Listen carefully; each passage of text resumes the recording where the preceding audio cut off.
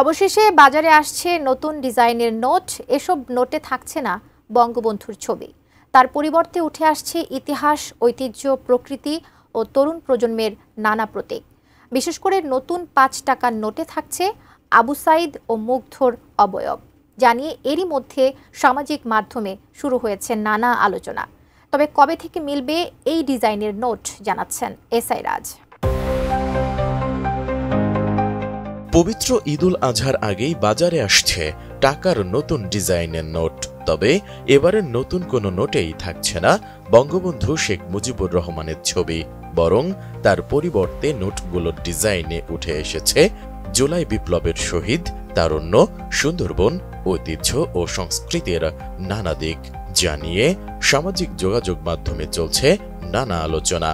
কেউ কেউ প্রশ্ন তুলছেন, ইতিহাস, ঐতিহ্য, স্থাপনার ছবি থাকলেও আবু সাইদ বা মুগ্ধের ছবি কেন?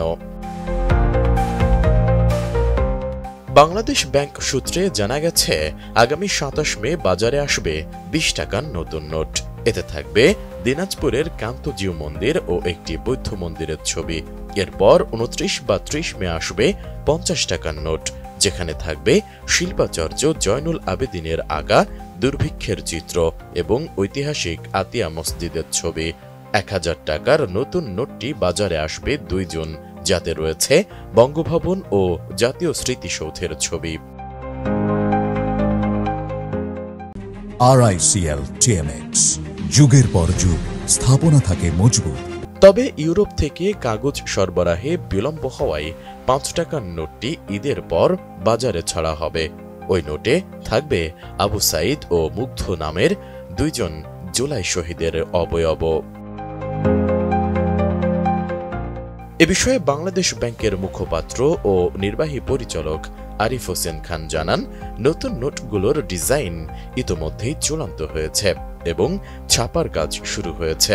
এবার কোনো নোটে পূর্ণ মানব প্রতিকৃতি ব্যবহার করা হয়নি, তবে নোটগুলোর নকশায় শহীদ, তারুণ্য, সুন্দরবন ও সংস্কৃতির বিভিন্ন দিক তুলে ধরা হয়েছে। আরেক ব্যাংক কর্মকর্তা জানিয়েছেন, ৫ টাকার নোটে থাকবে আবু সাইদ ও মুগ্ধের ছবি, ১০ টাকায় থাকছে তারুণ্যের ঐক্যের প্রতীক ও জাতীয় মসজিদ বাইতুল মুকাররম, ১০০ টাকার নোটে দেখা যাবে ইউনেস্কো স্বীকৃত সুন্দরবনের চিত্রা হরিণ ও রয়্যাল বেঙ্গল টাইগারের চিত্র, যা দেশের রাজনৈতিক পরিবর্তনের প্রতীক হিসেবে ব্যবহৃত হচ্ছে। ২০০ টাকার নোটে থাকবে ধর্মীয় সহাবস্থানের প্রতীক মসজিদ, মন্দির, গির্জা ও প্যাগোডা। ৫০০ টাকার নোটে জায়গা পেয়েছে ঐতিহাসিক আহসান মঞ্জিল। জানা গেছে, নতুন নোট তৈরিতে ডিজাইন, নিরাপত্তা উপাদান ও কাগজ সহ বিভিন্ন পর্যায়ে বিদেশি অংশগ্রহণ প্রয়োজন হয়। আর পুরো প্রক্রিয়াটি দরপত্র সহ প্রায় ৫ থেকে ৭ মাস সময় নেয়। এজন্য ঈদুল ফিতরের আগে এসব নোট বাজারে ছাড়া সম্ভব হয়নি। স্বাধীনতার পর ১৯৭২ সালের ৪ মার্চ বাংলাদেশ নিজেদের তৈরি প্রথম কাগজে মুদ্রা চালু করে। প্রথম ১ টাকার নোটে ছিল দেশের মানচিত্র। এরপর ১৯৭৩ সালে ৫, ১০ ও ১০০ টাকার নোট, ১৯৭৬ সালে ৫০ ও ৫০০ টাকার নোট এবং ১৯৭৯ সালে ২০ টাকার নোট চালু করা হয়। এরপর ১৯৮৮ সালে চালু করা হয় ২ টাকার নোট।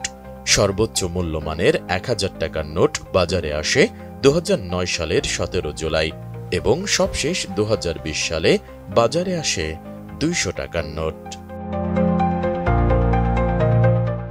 এসআই রাজ, এটিএন নিউজ।